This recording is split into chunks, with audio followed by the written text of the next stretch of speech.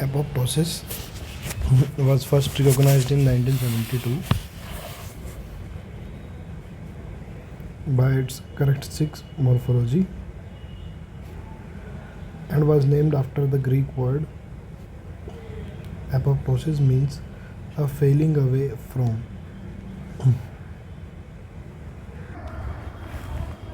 सो failing away means क्या होता है कि कुछ भी मतलब ऐसे दूर गिर जाना, मतलब बेसिकली कुछ भी बॉडी पार्ट या जो भी इंजरी है वो जैसे टूट के गिर जाती है वो, ठीक है। Apoptosis is a form of cell death, ठीक है।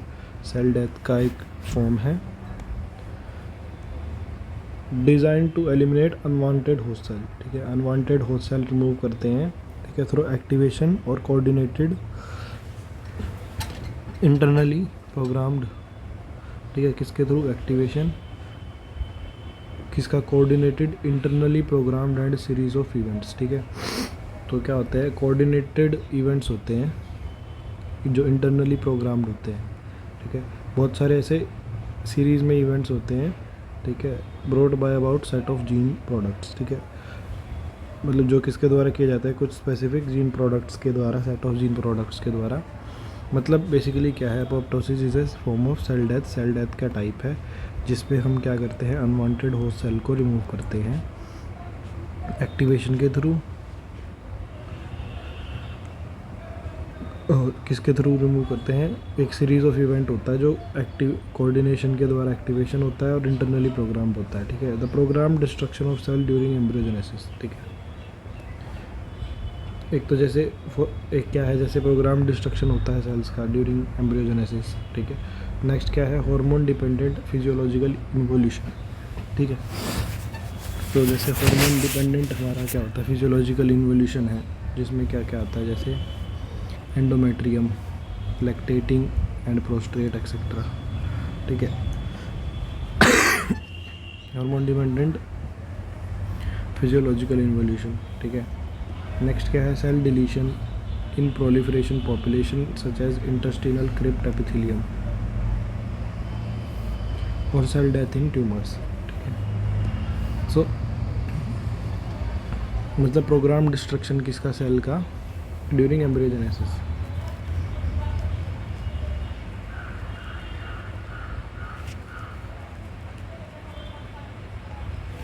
तो इसमें क्या होता है? हार्मोन डिपेंडेंट होते हैं, फिजियोलॉजिकल इन्वोल्यूशन होता है जिसमें एंडोमेट्रियम, लैक्टेटिंग और प्रोस्ट्रेट होते हैं। Cell deletion in proliferating population, उसमें क्या होता है? इंटेस्टिनल क्रिप्ट एपिथेलियम होता है और सेल डेथ होती है ट्यूमर के अंदर।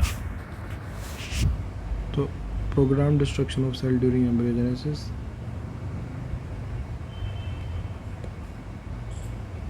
हार्मोन डिपेंडेंट फिजियोलॉजिकल इन्वोल्यूशन,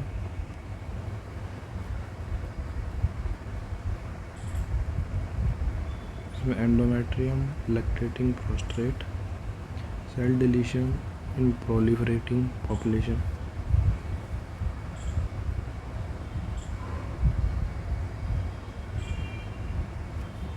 जैसे इंटेस्टिनल क्रिप्ट एपिथेलियम और सेल डेथ इन ट्यूमर्स। उसके बाद आता है डेथ ऑफ न्यूट्रोफिल्स। तो death of neutrophils during acute inflammatory response,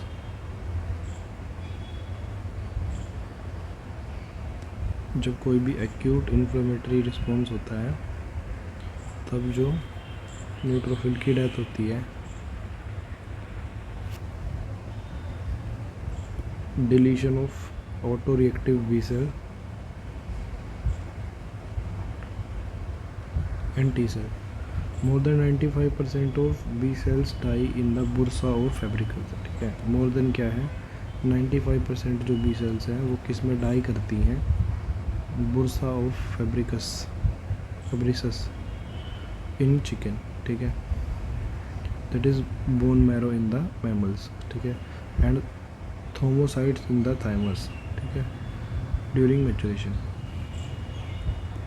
तो 95% क्या है जो बी सेल्स हैं वो कहाँ डाई करती है? बुर्सा ऑफ फेब्रिकस और मैमल्स में बोन मैरो में, ठीक है।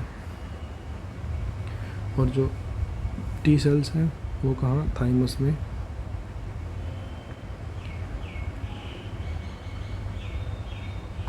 मैचुरेशन के टाइम पे, ठीक है। A variety of injurious stimuli that produce necrosis, but when given in low doses, that is mild stimuli, produce apoptosis, ठीक है। तो इसमें क्या है, एक वैरायटी ऑफ क्या होते हैं, इंजीरियस स्टिमुलाई होते हैं।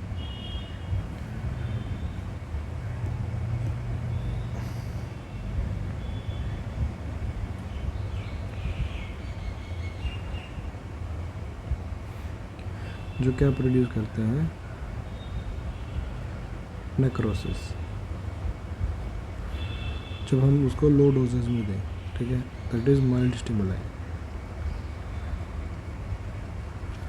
ये क्या प्रोड्यूस करते हैं, एपोप्टोसिस प्रोड्यूस करते हैं।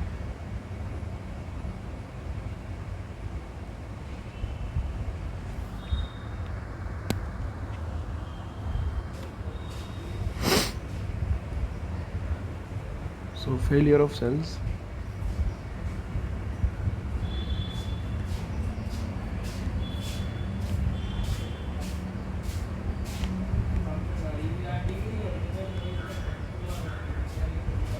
अंडरगो फिजियोलॉजिकल एपोप्टोसिस, ठीक है। तो फेलियर ऑफ सेल से क्या होता है, फिजियोलॉजिकल एपोप्टोसिस होता है, रिजल्ट इन एबनॉर्मल डेवलपमेंट, ठीक है। इससे क्या होता है, एबनॉर्मल डेवलपमेंट होता है, अनहिंडर्ड ट्यूमर्स, ठीक है, अनहिंडर्ड ट्यूमर, प्रोलिफरेशन और autoimmune disease.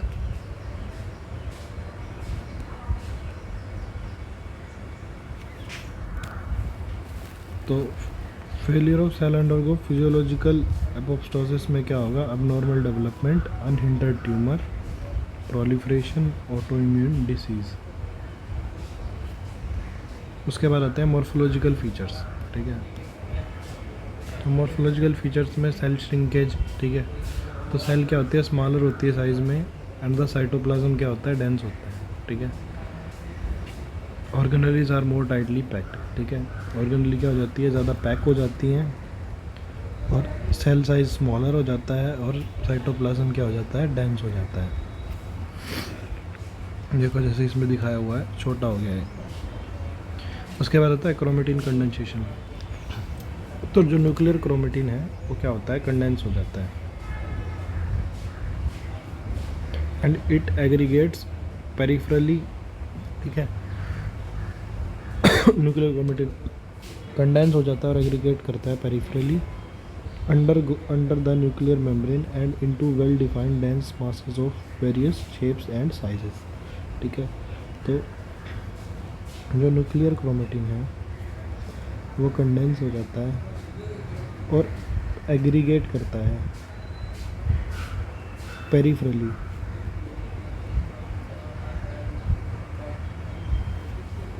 Under the nuclear membrane into well defined dense masses, जो अलग अलग शेप के होते हैं, various shapes and sizes.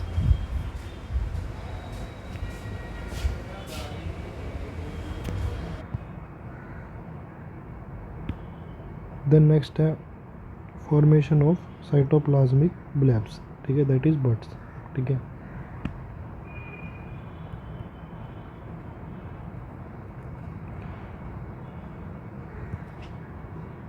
And apoptotic body, apoptotic bodies, ठीक है।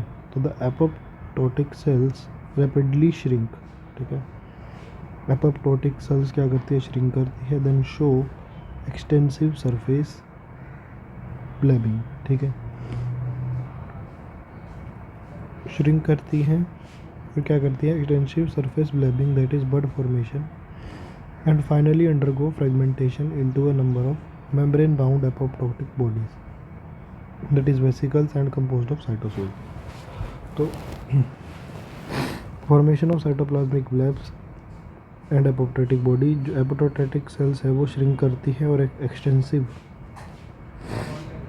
एक्सटेंसिव सरफेस ब्लेबिंग शो करती हैं, ठीक है, दैट इज़ बड फॉर्मेशन, ठीक है।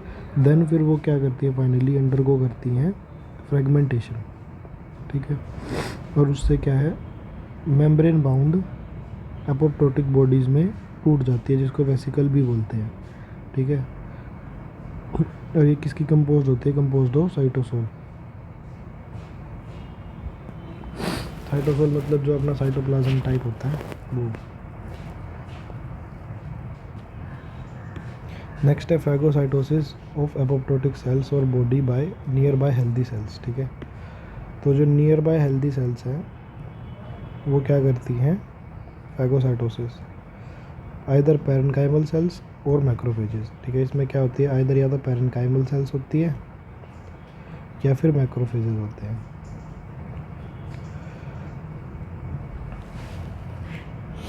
Phagocytosis of apoptotic cells by nearby healthy cells, either parenchymal cells or macrophages.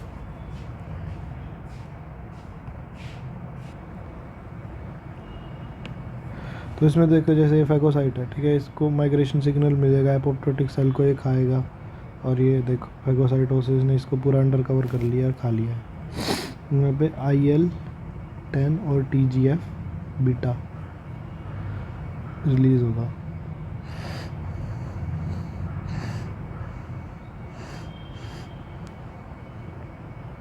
फिर आता है mechanism of apoptosis. Signalling basically apoptosis में भी triggered initiated by variety of stimuli, ठीक है। एपोप्टोसिस को हम ट्रिगर या इनिशिएट कर सकते हैं बहुत सारे स्टिमुलाई देके।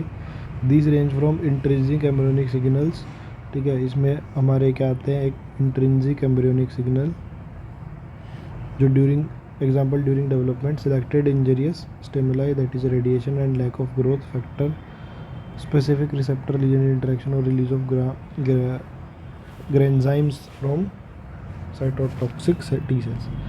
तो इसमें मैकेनिज्म में पहला आता है सिग्नलिंग। सिग्नलिंग क्या होती है, एपोप्टोसिस ट्रिगर होती है बहुत सारे स्टिमुलाई के द्वारा, ठीक है। एपोप्टोसिस क्या होती है, ट्रिगर होती है, ठीक है, बहुत सारे स्टिमुलाई के द्वारा, ठीक है। और वो किस टाइप के स्टिमुलाई होते हैं, इंट्रिंसिक एम्ब्रियोनिक सिग्नल्स होते हैं, ठीक है, जो डेवलपमेंट के टाइम पे निकलते हैं, ठीक है। फिर जो क्या है, जो सिलेक्टेड इंजीरियस स्टिमुलाई है,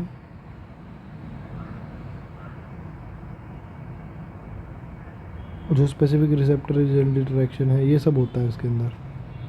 मतलब ये बहुत सारे सिग्नल्स हैं जिसमें इंट्रिंसिक एम्ब्रियोनिक सिग्नल्स हो गए, सिलेक्टेड इंजरियस स्टिमुलाई हो गए जो रेडिएशन के टाइम पे होते हैं, ठीक है, या फिर लैक ऑफ ग्रोथ फैक्टर हो, ठीक है, स्पेसिफिक रिसेप्टर लीजेंट इंटरेक्शन या रिलीज ऑफ ग्रेन्जाइम्स। ग्रेन्जाइम्स क्या होते हैं, जो ग्रैनुलर एंजाइम्स होते हैं जो साइटोटॉक्सिक सेल से जो रिलीज होते हैं, जो एक्चुअली किल करते हैं।